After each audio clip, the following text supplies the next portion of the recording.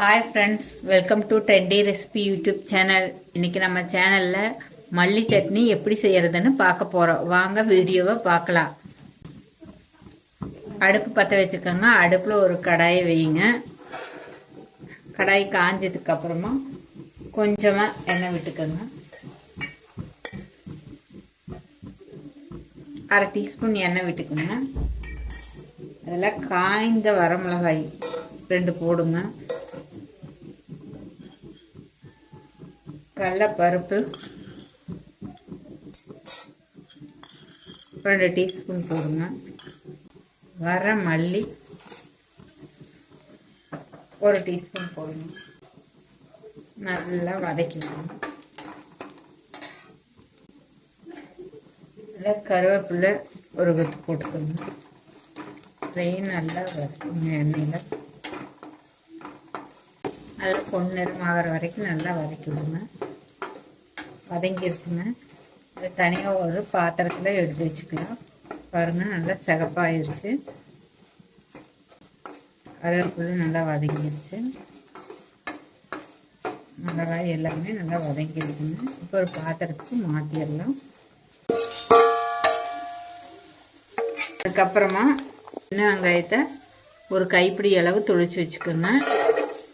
அதை பொடியை நறுக்கி வச்சுக்கோங்க. அது கூடவே 2 பச்சை மிளகாய் போட்டுக்கோங்க. ஒரு குழிக்கரண்டி அளவு எண்ணெய் ஊற்றிக்கணும்.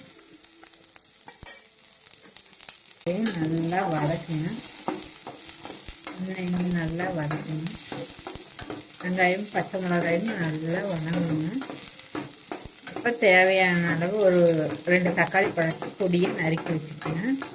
மல்லித்தலை ஒரு பிடி வாங்கிட்டு வந்து அதில் 1/2 பிடி அளவு எடுத்து வேரெல்லாம் வெட்டிட்டு பழுத்த இலைவெல்லாம் எடுத்துட்டு கிள்ளி தண்ணியில் நல்லா அலசி தண்ணியை எடுத்து வச்சுக்கணும். மல்லித்தலை,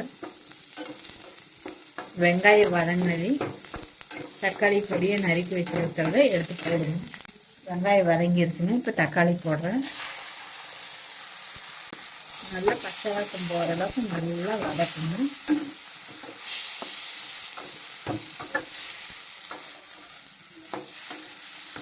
புளிப்பு தக்காளியோட புளிப்பே போதுங்கிறவங்க தக்காளி வாங்கி வதக்கிக்கலாம். புளிப்பு அதுலேயே இருக்கும். இல்லைன்னா புளி வேணுங்கிறவங்க ஒரு சிறுசாக ஒரு பூண்டு சைஸ் அளவு புளி உள்ளே போட்டு வதக்குங்க. நான் புளி போட போகிறேன். நல்லா அதையும் கூடவே வதக்க போகிறேன்.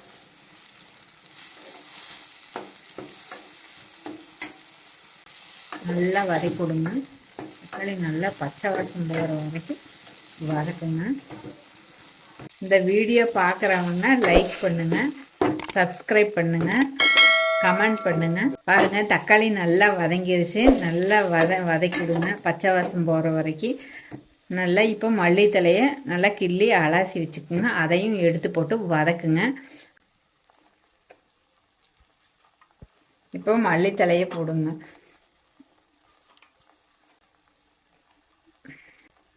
ஒரு பிடி வாங்கியிருந்தீங்கன்னா அதில் பாதி அளவு எடுத்துக்கோங்க.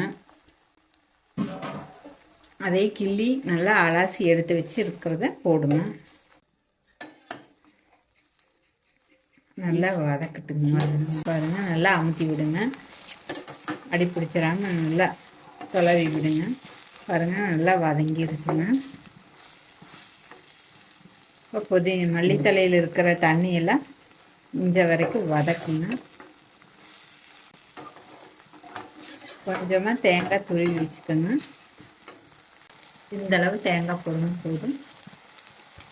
வெங்காயம் அப்படியே ஒரு தொலைவி வச்சுக்கோங்க.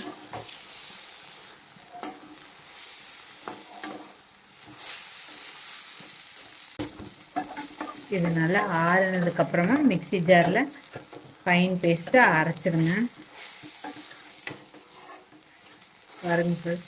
வதங்கிருச்சு. நல்லா ஒரு 10 நிமிஷம் நல்லா ஆறணுங்க. ஆறுனதுக்கப்புறம் மிக்ஸி ஜாரில் போட்டு நல்லா அரைக்கணுங்க. தேவையான அளவு உப்பு ஆட் பண்ணுங்க. உப்பு அதாங்க ஃப்ரெண்ட்ஸ், தாளிக்கிறவங்க எண்ணெய் ஊற்றி கடுகு கடலப்பருப்பு போட்டு கருவேப்பிலை போட்டு தாளிச்சிக்கலாங்க. ஏன்னா நம்ம எண்ணெயிலேயே வதக்கினதால நாங்கள் தாளிக்கலிங்க.